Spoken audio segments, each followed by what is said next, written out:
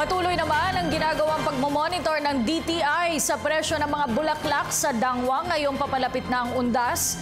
Ayon kay DTI Undersecretary for Consumer Protection Group Victorio Dimagiba, sa ginawa nilang pagmomonitor, ang imported na orchids pa rin ang pinakamahal na bulaklak kung saan mabibili ito sa halagang 400 hanggang 650 pesos per bundle.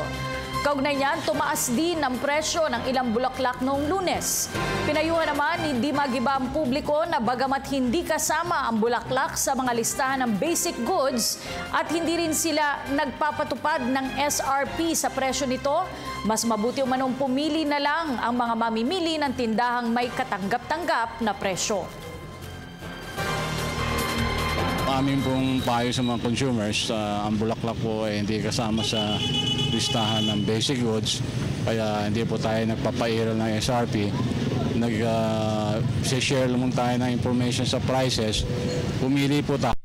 Mahaba po itong lugar na to. At meron din po tayong mabibili na ang presyo ay katanggap-tanggap.